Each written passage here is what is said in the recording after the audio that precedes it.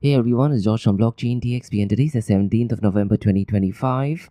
And unfortunately, guys, the prices of Bitcoin and cryptocurrencies are definitely not looking great and things have gone from bad to worse. And if you look at the market sentiment, guys, right now it is at extreme fear. And the number associated to gauge the market sentiment today it has fallen down to number 18. So when you talk about the prices of Bitcoin and cryptocurrencies, things have definitely not been looking great in the month of October as well as November. But look, at that thing being said, I cannot stress this enough. These are crucial times where people still need to go ahead and build things in the cryptocurrency as well as blockchain space. And more importantly, guys, when you talk about Bitcoin, there is often this saying that whenever there's a dip, treat it as a gift. And it is the best time to go ahead and accumulate a lot of Satoshis as well as Bitcoin, isn't it? Now with December coming up in just a matter of few weeks, I'm definitely anticipating some positive momentum so far as the price of Bitcoin and cryptocurrencies is concerned. But here's the thing, guys, when you talk about partnerships as well as ETF related information, there is still a lot of momentum in the Bitcoin and cryptocurrency space. As a matter of fact, guys, the first news I'm going to be talking about is a massive news, and this, guys, is connected to Jack Dorsey. Now, we know the former censorship king and the former CEO of Twitter, that is Jack Dorsey. Despite him being blocking a lot of conservatives and Republicans, he's still a massive advocate of Bitcoin. And one of the apps that he's working on, that is Cash App, they're implementing one of Bitcoin's strongest technological feature, that is Lightning Network. And here's the thing, guys, using Lightning Network, they're making it easier for people to go ahead and use Bitcoin as well as stablecoins, and this is for everyday payments. So look, guys, using Lightning Network, you can go ahead and use stablecoin payments as well. So we'll definitely go ahead and discuss what this news is all about. And what I'll do, guys, in today's episode, I'll go ahead and very briefly explain how Lightning Network works. And there is also a misconception that you need a direct channel when you talk about Lightning Network. Those, to be honest, guys, are things of the past. Now here's the thing, guys, in today's episode, I won't go into detail regarding the details of Lightning Network. But what I'd really urge you to do is, guys, I do have another project called as Bitcoin DXB. And in the Bitcoin DXB website, that is bitcoindxb.org, you can get access to all information regarding Lightning Network. And this information, guys, is available at 3 levels: beginner level, advanced level as well as technical level. So please feel free to go and check out my other website, that is bitcoindxb.org. Now the next thing, guys, what I want to discuss is, since the last 2 months there is a lot of hype regarding privacy concerns in it, and unfortunately, guys, the prices of Bitcoin and cryptocurrencies has fallen down from bad to worse. So what I thought, guys, I'll go ahead and give a comparison between privacy coins, and I'd like to compare this matrix with that of Bitcoin as well as other cryptocurrencies. Now look, guys, me personally, I'm a massive fan of privacy coins, but here's the thing, guys, when you talk about privacy coins, governments can indirectly stop privacy coins, isn't it?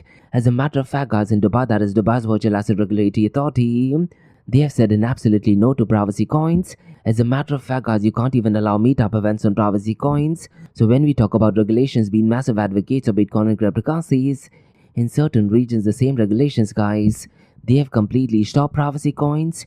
And along with that, they have also completely stopped algorithmically backed stablecoin. So there are some dangers associated with regulations as well. But look, guys, that thing being said, when you talk about Dubai's Harbour, it is definitely offering a lot of clarity as well as support, particularly for builders in the so-called cryptocurrency and blockchain space. And later on, guys, when we look at 2 news from Dubai, UAE and the Middle East, we will be talking about some really important update from Dubai's Harbour. Now, before we get into that, guys, the next news I'm going to be talking about is connected to tokenization fund. And here's the thing, guys, BlackRock along with Securitize is now integrated as eligible off-exchange collateral. But here's the thing, guys, this will now be available on Binance BNB chain. Really important move, isn't it? So we'll definitely go and discuss the importance of this news, because with this move, guys, it does offer higher capital efficiency and also institutional grade liquidity access, isn't it? And here's the thing, guys, because of this, the token associated with Binance, that is BNB, will also be impacted, isn't it? Really important news. Now the final news for today, guys, is connected to Bitcoin ETFs. And Harvard University, guys, they have increased the Bitcoin exposure.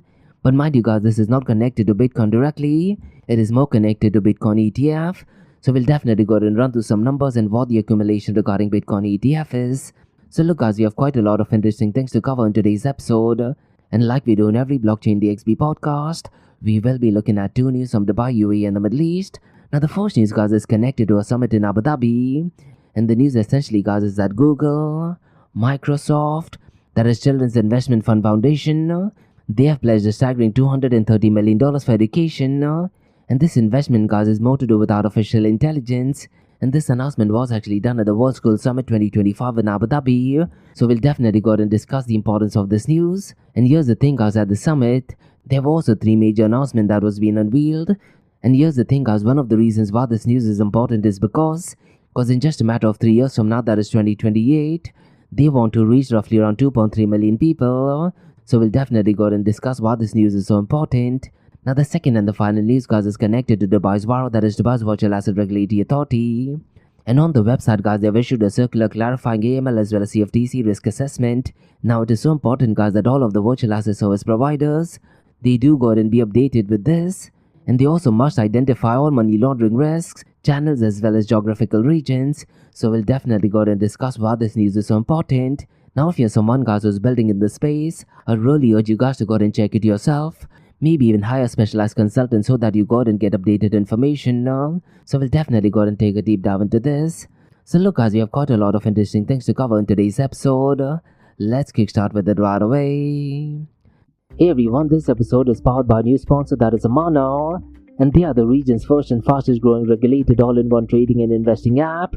So look, guys, whether you're looking into investing in US stocks like Apple or Tesla, or mega giants like ADNOC or Salik, Amana puts the financial markets on your fingertips. It includes gold, foreign exchange, ETFs, futures, commodities, and guess what, guys? They have over 375 cryptocurrencies, and this makes them the biggest crypto selection in the region. Now for the Blockchain DXB listeners, guys, if you want to go and build long-term wealth without thinking about it every day, explore Amana's pre-built auto investment plans, and all you have to do is set your monthly budget, choose your preferred asset category, and let Amana automate the investing for you. Zero fees, zero lockups, 100% customizable. And here's the thing, guys, funding your account is easier than ever. You can fund your account with Apple Pay, Google Pay, credit cards, instant bank deposits, and even crypto wallets.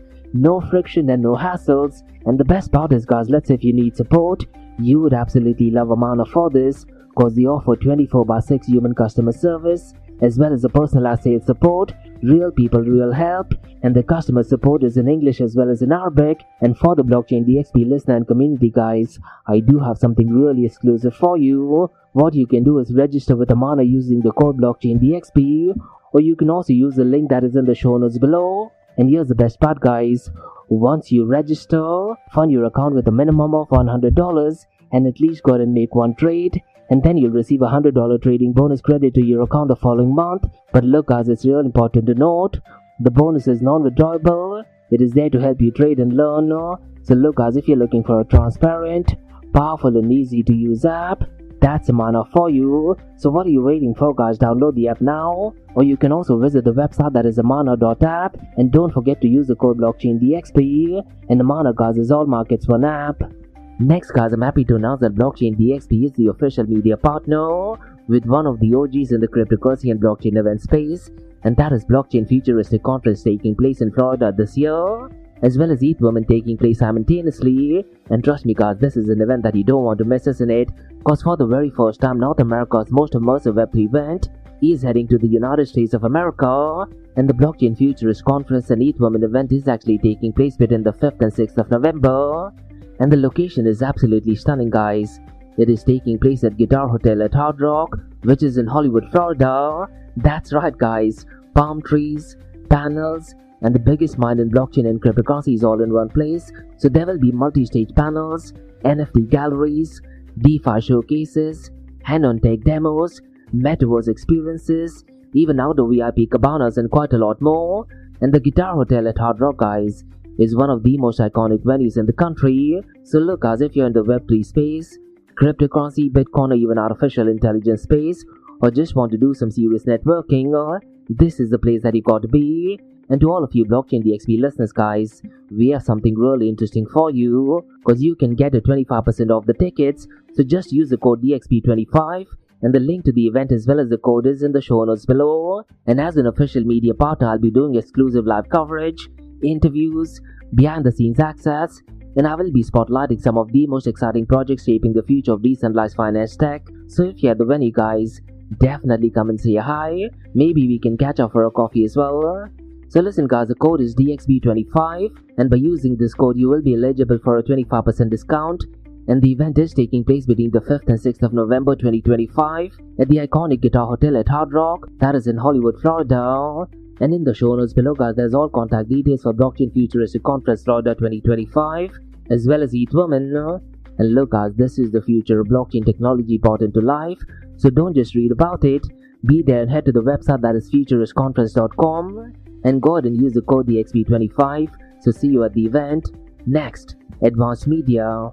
Advanced Media guys is the largest distributor of professional video, photo, broadcast and cinematic equipment and accessories in the Middle East and MENA region. With over 2 decades of experience, Advanced Media is now the largest distributor in the Middle East, representing more than 100 recognizable brands, including brands such as Zeiss, DJI, Hasselblad, Red and Rode. As a matter of fact guys, the very mic that I'm recording is being sponsored by Advanced Media as well, and Advanced Media has showrooms in Saudi Arabia and services as well. Looks like they're definitely taking the Middle East by storm. And here's the beautiful thing guys, they're taking corporate social responsibility very seriously, and they're focusing on 3 P's, that is people, planet and prosperity. Now listen guys, if you do want to find out more information regarding the statement of corporate social responsibility, check out the website, that is www.amt.tv.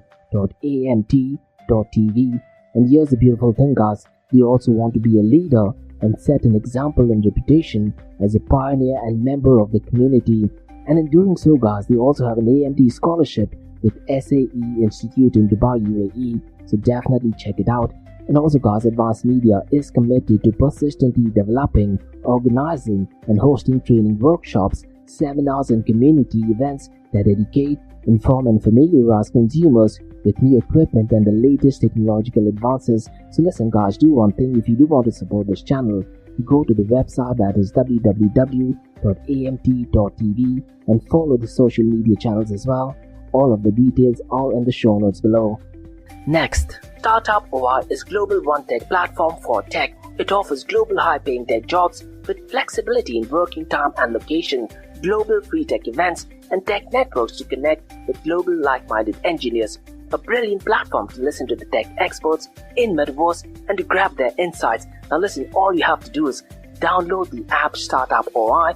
If you're using an Android version, go to Google Store, that App Store for iOS devices. Alternatively, you can also click on the show notes below to download Startup OI. Next, guys, listen, if you're into fitness, if you're into adventure, if you want to do something wild but still want to keep your health in check, there is a new podcast in town, a podcast focusing on obstacle course race in the Middle East. The podcast is called the Race Pace Podcast. So check out the Race Pace Podcast across all leading platforms. And the Race Pace Podcast is a peer-to-peer community-driven podcast where they talk all about obstacle course race in the Middle East, from Sandstorm to Spartan race, from Tough Mudder to Desert Warrior Challenge, and also the Government Gov Games, and quite a lot more. The podcast has interviews with athletes locally and internationally to get inside scoop on how athletes prepare for obstacle course race. In the podcast, they also talk about interesting stories on why they are motivated to do obstacle course race. And that's not all. They also plan to release 7 NFTs, and these NFTs are no ordinary. These NFTs will represent every emirate in the UAE. And listen guys, these NFTs are going to be absolutely massive. So do one thing, go to Spotify, go to iTunes, go to any leading podcasting platform, check out the Race Pace Podcast across all leading platforms. And finally guys, not your keys, not your crypto. If you have dabbled with cryptocurrencies and now are seriously getting to protect your cryptocurrencies, there is no better way to protect it by using a hardware wallet. And this is where Ledger Wallet kicks in. And Ledger Wallets are hardware cryptocurrency wallets made by Ledger, a company headquartered in Paris, France. And Ledger's hardware wallets are multi-currency wallets that are used to store private keys for cryptocurrencies offline. And Ledger offers 2 hardware wallets, the Ledger Nano and Ledger Nano X wallets. They are world-class experts with extensive crypto security backgrounds. They continuously look for vulnerabilities in Ledger products in a constant effort to improve the level of security. Now, in today's world, securing these digital assets is a critical challenge, and this is where Ledger kicks in. So click the link below to buy your hardware wallet and support this podcast. It is a brilliant way to support this podcast. So what are you waiting for? The link is in the show notes below. Now guys, since you're taking care of that, Let's kickstart by looking at the global cryptocurrency market. Now look, as at a geopolitical level, things are definitely looking great, but looks like because of a lot of liquidation in the month of October, guys, the prices of Bitcoin and cryptocurrencies are still having a ripple effect, isn't it? Now here's the important thing to remember, guys. In the month of November, there's no FOMC meeting, and based on my understanding, guys, at the next FOMC meeting, Federal Chair Jerome Powell most likely will be reducing the interest rate. So could it be possible a lot of notorious traders, whales as well as institutions, they're just trying to accumulate as many Bitcoin and cryptocurrencies? According to me, guys, there is definitely a very strong possibility for that. But here's the thing, guys, if you look at ETF related information, things are definitely not looking great, and there is a significant amount of outflows. And now, guys, we also have outflows in the world of Bitcoin, Ethereum as well as Solana. And last week, guys, Ripple XRP Spot ETF was approved as well as Nate. But what I'd really urge you to do is, in order to go ahead and check updated information, guys, go to Fireside Investors website or Crypto Ranks. But here's the thing, guys, the information does not get updated real time. So what I tend to do is, guys, I look at information via Grok, then I compare it with Fireside Investors, then also look at CryptoRanks.com, then also look at DeFiLlama.com, and then read out information that is connected to ETFs. Because look, guys, now crypto ETFs, they do give us a very strong indication as to which direction the prices of Bitcoin and cryptocurrency is heading towards, isn't it? And since October, guys, there are significant outflows, and it is needless to say it does have a direct correlation to market sentiment as well.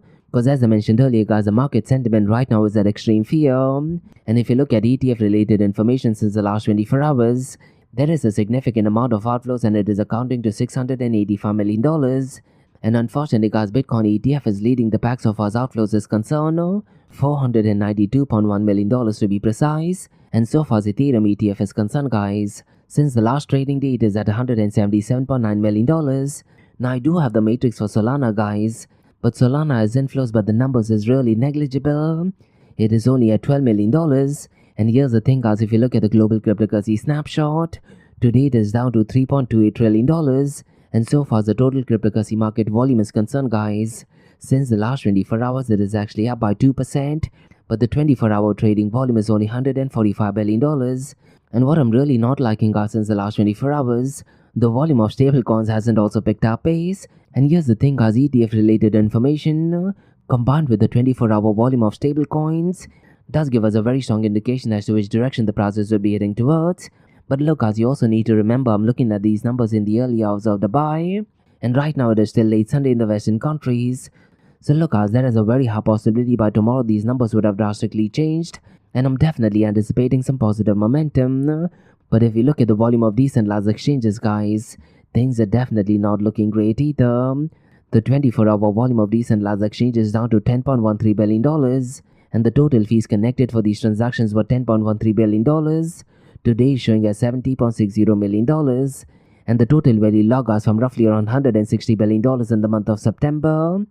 Today it is down to $122.65 billion, and so far as the decentralized to centralized exchange dominance is concerned, today it is showing as 33.26%, and one new matrix which DeFiLlama.com has started adding since the month of October, guys, that is digital asset treasury inflows. Today once again it is below the $1 billion mark. It is showing as $992.87 million. Now this particular matrix, guys, when it did actually debut in the first week of October, was actually showing around the $6 billion mark. But from $6 billion right now it is below the $1 billion mark.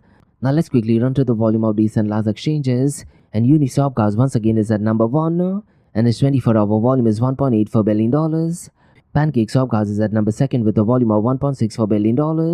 Umidify is at number 3, but its volume is below the $1 billion mark. It is only at $892.31 million. Meteora, guys, is at number 4, and its volume is $512.41 million. Now at number 5, guys, looks like it is a new exchange. Now the 24-hour volume is showing as $406.48 million. And based on my understanding, guys, it only works on one chain, that is Solana. Now let's quickly run to the volume of stablecoins.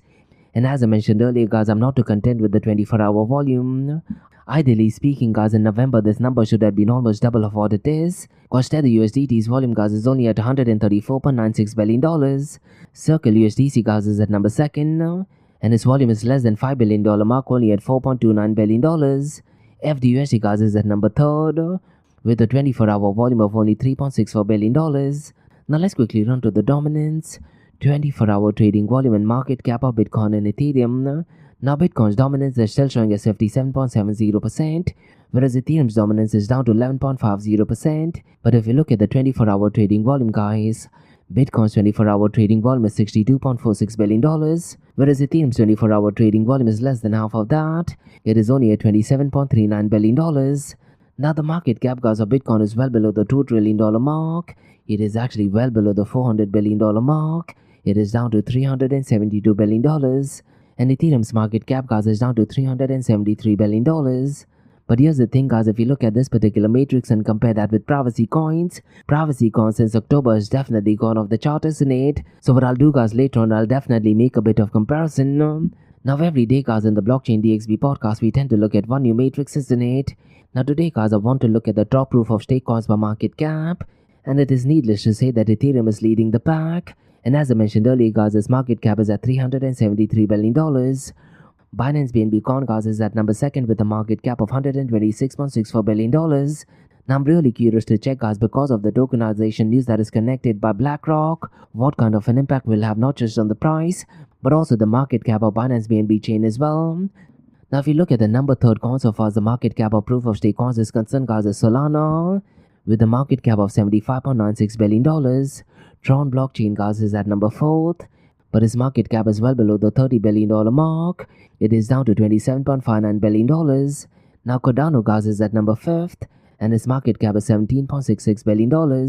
Now, guys, let's go and look at the king of all kings, that is Bitcoin. And the price of Bitcoin, guys, right now is $94,192.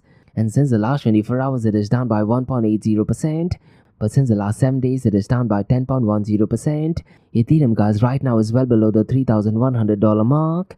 And let's see, guys, if there is no positive momentum in the world of Ethereum, will it actually go below the $3,000 mark once again? Because right now the price is $3,098. So let's see, guys, what this week has in store for us. Now, since the last 24 hours, guys, it is actually down by 3.02%. And since the last 7 days, it is down by 13.21%. Ripple XRP, guys, is down to $2.21. And since the last 24 hours, it is down by 1.81%. And since the last 7 days, it is down by 5.23%. Now look, guys, despite the prices going down in the month of October and November, privacy coins are crushing the market with massive gains, isn't it? And in just a matter of 2 months, guys, Zcash is actually up by 1,303%. And they are clearly the biggest privacy winners. Now when you talk about privacy coins, guys, they're all about hiding transactions, isn't it? Now here's the thing, guys, there is a massive difference between the first and second one. Now the second privacy coin, which is pumped up since the last 2 months, guys, is called as Dash. And it is actually up by roughly around 306%. And surprisingly, guys, Monero, which is kind of like the king of all kings so far as privacy is concerned, it is only up by 26.8%. Now look, guys, there's also some drama going on regarding Monero and Zcash. Because look, when you talk about Monero, guys, they are kind of like the OGs of privacy coins. But when you talk about Zcash, the privacy is optional. So a lot of advocates of Monero are kind of detractors of Zcash as well. Now look, guys, privacy coins definitely sounds great. And me personally, guys, I'm definitely a massive fan of privacy coins as well. But here's the thing, guys, when you talk about privacy coins, governments can directly and indirectly ban privacy coins. And one way how they have actually done that in Dubai, UAE in the Middle East is they have not allowed centralized exchanges to go ahead and offer privacy coins. As a matter of fact, guys, I believe it was last year or year before that, Dubai's Virtual Asset Regulatory Authority, they did actually put out an announcement that you cannot be dealing in privacy coins. As a matter of fact, you cannot even have meetup events connected to them. So look, guys, these are some of the dangers associated with privacy coins. Now going back to what has happened since the last 2 months, guys, you'd know by now that right now it is Bitcoin and everything else beyond Bitcoin is called as cryptocurrency, isn't it? And if you actually go by numbers, guys, Bitcoin has taken a massive hit by going down by roughly around 18%. So since the last 2 months, it is actually kind of struggling to be the big dog, isn't it? But if you look at cryptocurrencies, guys, it is actually down by roughly around 6%. Now you can make an argument because of privacy coins, this percentage is relatively less, isn't it? So look, guys, I'm really curious to check what the future of privacy coins is. Because as I mentioned earlier, guys, governments as well as centralized exchanges, they can unfortunately be a block towards adoption of privacy coins, isn't it? So we definitely need to factor that thing as well. Now let's go and talk about a really interesting move by Cash App, guys. Now one of the reasons why I wanted to talk about this, guys, is because they are using Lightning Network. And you would know that Lightning Network is more connected to Bitcoin, isn't it? But here's the thing, guys, you can use Lightning Network for stable coins as well. So according to me, guys, this is definitely a brilliant move. Now before I go ahead and talk about what the actual news is, guys, I thought let me very briefly run through what Lightning Network is. Cause when you talk about Lightning Network, guys, you can also make an argument that Lightning Network, not blockchain technology, should be the right narrative. So I thought let me very briefly run through what Lightning Network is. Because essentially, guys, when you talk about Lightning Network, it is a fast lane for Bitcoin. And instead of putting every small payments on the slow Bitcoin network, Lightning Network, what it does is, it essentially lets people pay instantly and more importantly cheaply. Now look, guys, I just very briefly want to run to this because it is an extremely technical topic. And as I mentioned earlier, guys, if you actually go to bitcoindxb.org, you can go ahead and get all information regarding Lightning Network at a beginner level, advanced level as well as technical level. But here's the thing, guys, at a super simple level, what you need to understand is, when you talk about Lightning Network, think of it going to a bar, and when you go to a bar, guys, you kind of open up a tab, isn't it? So in Bitcoin term, guys, think of two people opening up a payment channel, and then, guys, they go out and put in some Bitcoin into that channel. So what happens is, because of this, it essentially creates a shared balance they can update, and now, guys, they can go out and send money back and forth instantly. And here's the thing, guys, at this point of time, there's no blockchain involved, no waiting, no fees as well. They just keep updating the tab or so-called balance sheet. And here's the thing, guys, when they're absolutely done with the transaction, then they go ahead and close the channel. And only then, guys, the final balance gets recorded onto the Bitcoin blockchain. So this at a very super simple level what Lightning Network is. Now the big question, guys, is why is Lightning Network so important? And the answer to this is pretty simple, guys. It is extremely instant because there are no blocks that are connected to any chain, isn't it? And it is extremely cheap, guys. You're literally talking about fractions of cent. And here's the thing, guys, when you talk about Lightning Network, it is actually ideal for smaller payments. And more importantly, guys, this can be done absolutely anywhere in the world. So think about tipping your creators, guys. Or when you see people going live via YouTube and pay them for super chat, I do think that using Lightning Network would be a brilliant idea. And here's the thing, guys, over time, there's been a lot of technical changes to it as well. And you also don't essentially need a direct channel. So let's say, guys, if you're in Dubai, and let's say if you want to pay someone in China, guys, you don't directly need to open a channel with them. Rather, what Lightning Network does is, it can actually route your payment through many channels automatically. So think of it like using Roche to reach someone in another city. So you can actually pay anyone in the network. So that at a very grassroots level, guys, is how Bitcoin Lightning Network works. And you can also make an argument, guys, Lightning Network is also more private. And regarding this news by Cash App, guys, they have announced major new updates that make it easier for people to use Bitcoin as well as stablecoins that can be done for everyday payments. So users of Cash App, guys, can now go ahead and send and receive even stablecoins. They can also pay Lightning invoices directly from the USD balance. And more importantly, guys, they can even pay merchants in Bitcoin without needing to hold Bitcoin itself. And so far as the app is concerned, guys, the app update includes 11 improvements such as better banking tools, AI-powered navigation, and also stronger safety features. And Square merchants, guys, can also choose whether they want to receive payments in USD or Bitcoin in any combination. And more importantly, guys, so far as Bitcoin payments are concerned, they will be remaining completely free for merchants until 2027. So look, guys, one of the reasons why this news is important is because stablecoin adoption is surging, isn't it? And if you look at Jack Dorsey's main company, that is Block, guys, that is the actual company behind Cash App, they currently hold 8,692 Bitcoin. So them implementing Lightning Network not just for Bitcoin but including stablecoins, according to me, guys, is definitely a genius and brilliant move. But here's the thing, guys, you do require a lot of transactions to take place, isn't it? Now regarding Lightning Network, guys, there are still a lot of detractors, and a lot of detractors do argumentally say that Lightning Network is still lighting years away from mainstream adoption. Now me personally, guys, I'm a massive fan of Lightning Network, but the fact is, guys, that Lightning Network is still lighting years away from mainstream adoption. And one of the biggest challenges of Lightning Network, guys, is it is extremely tough to go and implement it into businesses. As a matter of fact, guys, Rila, which is one of the top exchanges in Switzerland that only deals in Bitcoin, they did decide to completely shut out everything to do with Lightning Network, and it was kind of like a massive blow to the Lightning Network advocates. But let's say, guys, I'm pretty much sure in a decade's time or maybe even longer than that, people may be using Lightning Network without even realizing it. Now let's go ahead and talk about a really interesting move by BlackRock, guys. And BlackRock's tokenized Biddle fund, guys, that is actually issued via Securitize, is now integrated as eligible off-exchange collateral on Binance, with a new share class launching on Binance BNB chain. So this particular move, guys, gives institutions yield-bearing, tokenized treasury exposure they can use while trading, and it is also supported by Binance Banking Tri-Party for reduced counterparty risk, and leaders from Binance, BlackRock, Binance BNB Chain and Securitize have emphasized how this expands real-world asset tokenization into on-chain markets. So overall, guys, this integration does actually strengthen capital efficiency and deepen the bridge between traditional finance and crypto, isn't it? And according to me, guys, this particular move does accelerate real-world asset tokenization. It also boosts institutional adoption, and more importantly, guys, brings traditional yield-bearing instruments directly into on-chain markets, isn't it? And as I mentioned earlier, guys, with this move, it also means there is higher capital efficiency, lower counterparty risk, and institutional-grade liquidity access, isn't it? And I'm really curious to check, guys, because of this news, what kind of an impact will have on Binance BNB chain on the long run. Really important news at an institutional level, in my honest opinion. Now let's talk about some interesting news in the world of Bitcoin ETF. And Harvard University, guys, they have increased the Bitcoin exposure to roughly around 6.8 million IBITR shares, which I believe right now is roughly around $443 million.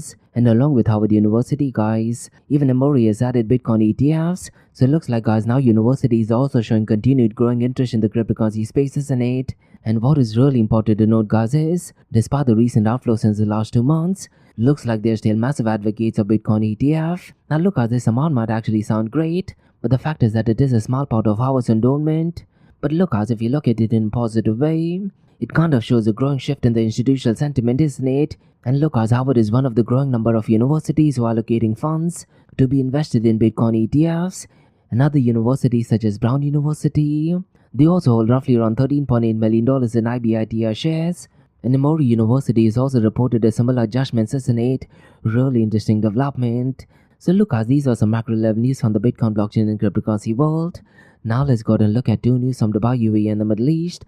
Now the first news, guys, is from the Emirate of Abu Dhabi. And there was a World Scout Summit that did actually take place in Abu Dhabi. And over 230 million dirhams, which is roughly around $65 million, is pledged for education in artificial intelligence in the MENA region. And this pledge, guys, is backed by Google, Microsoft, HP, as well as Children's Investment Fund Foundation. And their focus, guys, is on boosting youth skills in AI literacy. And the goal is pretty simple, guys. They want to transform education system across the region. Now, the summit was hosted by T4 Education, Elder Education, as well as Emirates Foundation. And 3 major announcements, guys, was actually unveiled at the event. And so far as Google is concerned, guys, they are committed to $5.5 million to regional AI and also digital skills program. Now, the funding, guys, goes to Injaz Al Arab, Inco, as well as Chance. And the program aims to teach AI literacy and advanced digital skills. And there is a strong focus on online safety training for youth and caregivers. And the target, guys, is to reach a staggering amount of 2.3 million people by 2028. And Google, guys, builds on years of digital skill investment in the MENA region. And Google so far has already trained 3 million people in the region. And so far the website, that is google.org, guys, they've already contributed $25 million since 2019 to regional education. And Microsoft and HP are also supporting youth tech development. Now this initiative, guys, aims to uplift students, teachers, as well as caregivers. And the overall mission is something which I like. That is, they want to empower the next generation for a driven future. Really interesting news, isn't it? Now the next news, guys, I'm going to be talking about is connected to Dubai's VARA. And Dubai's VARA, guys, has issued a circular clarifying AML as well as CFT risk assessment. And this, guys, is for all virtual asset service providers.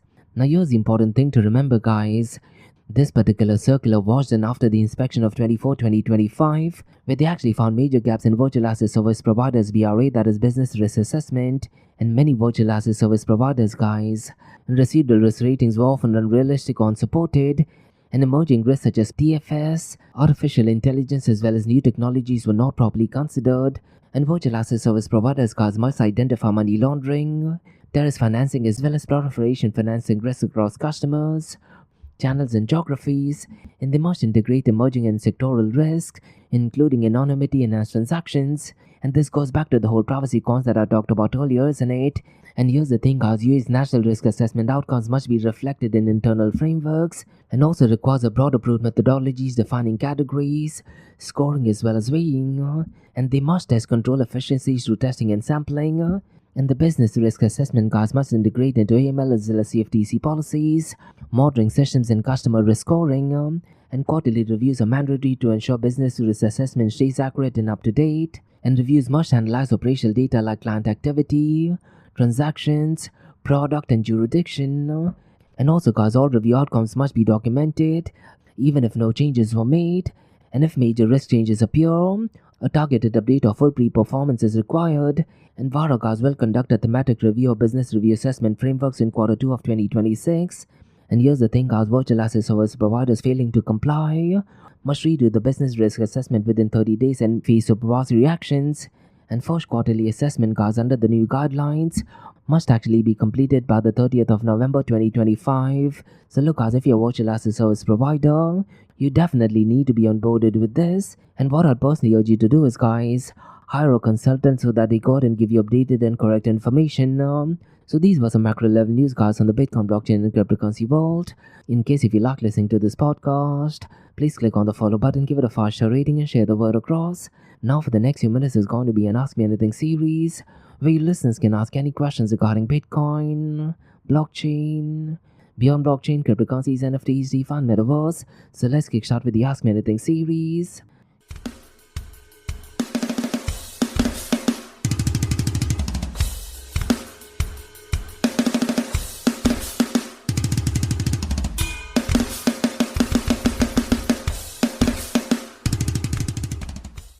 Hey everyone, it's Josh from Blockchain DXB. You're listening to the Ask Me Anything series, where your listeners can ask any questions regarding Bitcoin, blockchain, beyond blockchain, cryptocurrencies, NFTs, DeFi, and Metaverse. I have a question by Russell who asks, is BlackRock's tokenized fund the start of a massive real-world asset boom? This, to be honest, Russell, is such an important question.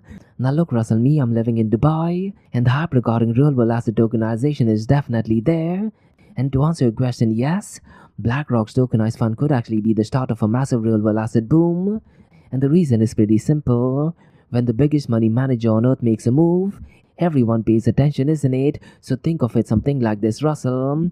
BlackRock just took something traditional, that is US Treasuries, and turned them into a digital token that can move instantly 24/7 on the blockchain. And before this, institutions had to deal with slow banking systems, heavy paperwork, and limited hours, isn't it? But now with tokenizing all of these things, they can actually use the same assets that is treasuries, but they can actually do it with cryptocurrency level speed. So according to me, Russell, why this move matters is, it does actually prove that real world assets actually work. And if BlackRock is doing it, I'm pretty much sure it is no longer an experiment, isn't it? It is actually becoming real finance. And it lets institutions use treasuries as collateral in crypto markets. And according to me, Russell, this is absolutely huge, because it means that serious money can now move into trading without actually waiting for days for settlement. So it does unlock new opportunities, isn't it? And here's the thing, Russell, once assets like bonds, real estate and funds become tokenized, they can be instantly traded, similar to like how stablecoins are traded. And this move by BlackRock, according to me, Russell, pushes other major banks to follow as well. And firms like Fidelity, JP Morgan, and even CME definitely don't want to fall behind, isn't it? And most likely they are going to be launching their own tokenized products pretty soon. So you can make an argument that this particular move by BlackRock gives crypto a bridge to trillions of dollars, and real world assets can easily grow from billions today to trillions once big institutions start using them for yield. So look, Russell, in simple terms, BlackRock didn't just launch a product, they literally opened the door, isn't it? And here's the thing, Russell, when a $10 trillion company opens its door, the entire financial world starts walking with it. And this is why so many people believe that real world assets will one day become one of the biggest growth areas in cryptocurrencies, and it just might happen in the next few years. So really interesting question. And that's about all, guys, from the Ask Me Anything series on Blockchain DXB. In case if you like listening to this podcast, please click on the follow button, give it a 5-star rating and share the word across. Remember, Monday to Thursdays we have Blockchain DXB podcast, where we cover top news and information. We also look at the latest technological development. We talk about what is going on at the geopolitical level. We talk about different partnerships. And then, guys, we look at 2 news from Dubai, UAE, and the Middle East. We look at the latest technological developments. We look at what is going on in the world of Bitcoin, cryptocurrencies, NFTs, DeFi, Metaverse, and lately we also talking a lot about artificial intelligence on the Middle East region, isn't it? And what you're listening to right now is the Ask Me Anything series, where you listeners can ask any questions regarding Bitcoin, blockchain, beyond blockchain, cryptocurrencies, NFTs, DeFi, and Metaverse. So thanks so much for listening, guys, and have a nice one. Bye-bye.